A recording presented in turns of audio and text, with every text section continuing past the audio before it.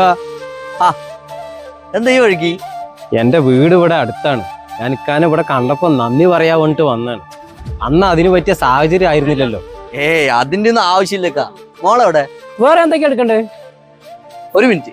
മോള് വീട്ടിലുണ്ട്. എന്നാ നിങ്ങൾ വാങ്ങിട്ടോളി. എന്നാ ശരി. ഇക്ക ഒന്ന് നിക്ക്. ഇതാ ഇത് മകൾക്ക് കൊടുക്കിട്ടോളെ. നോമ്പൊക്കെ അല്ലേ, നോമ്പ് തുറക്കുമ്പോ നിങ്ങളും കഴിച്ചോളെ. അയ്യോ വേണ്ടക്ക, ഞാൻ ഇതൊന്നും പ്രതീക്ഷിച്ചിട്ടല്ല. അതല്ല, ഇത് എന്റെ ഒരു സന്തോഷത്തിനാണ്. നോക്കി ശരി പോയിക്കോളെ. ചേട്ടാ അത് ഓരോ കിലോയും കൂടെ എടുത്തോളെ.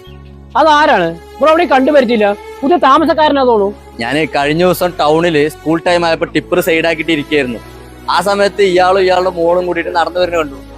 പെട്ടെന്ന് ഒരു കടന്റെ മുന്നിലെത്തിയപ്പോ ആ കുട്ടി എന്തോ ഒരു സാധനം വേണമെന്ന് പറഞ്ഞു വാശി പിടിച്ചു. ഇയാളുടെ കയ്യിൽ പൈസ കുറവാണത്രേ. കെട്ടികൾക്ക് എന്തോ മരുന്ന് വാങ്ങാനായിട്ട് ടൗണിൽ വന്നതാണ്. ആ കുട്ടി വാശി പിടിച്ചപ്പോ ഇയാളൊരു തല്ലു കൊടുത്തു.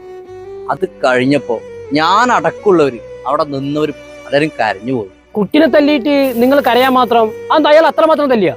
ഒരു തല്ലേ കൊടുത്തുള്ളൂ.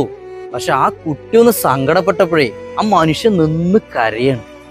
ആ കുട്ടി ചോദിച്ച സാധനം വാങ്ങിച്ചു കൊടുക്കാണ്ട് വന്നപ്പോൾ ഒരു നിസ്സഹായ അവസ്ഥയില്ലേ, അത് അയാളെ വല്ലാണ്ട് സങ്കടപ്പെടുത്തി. ഇത് കണ്ടിട്ട് ഞാൻ വണ്ടിയിൽ നിന്ന് ഇറങ്ങി ഓടിച്ചെന്ന് ആ കുട്ടിക്കും വേണ്ടത് വാങ്ങിച്ചു കൊടുത്തിട്ട് എന്റെ കയ്യിൽ കുറച്ച് പൈസ ഉണ്ടായിരുന്നു പോക്കറ്റിൽ.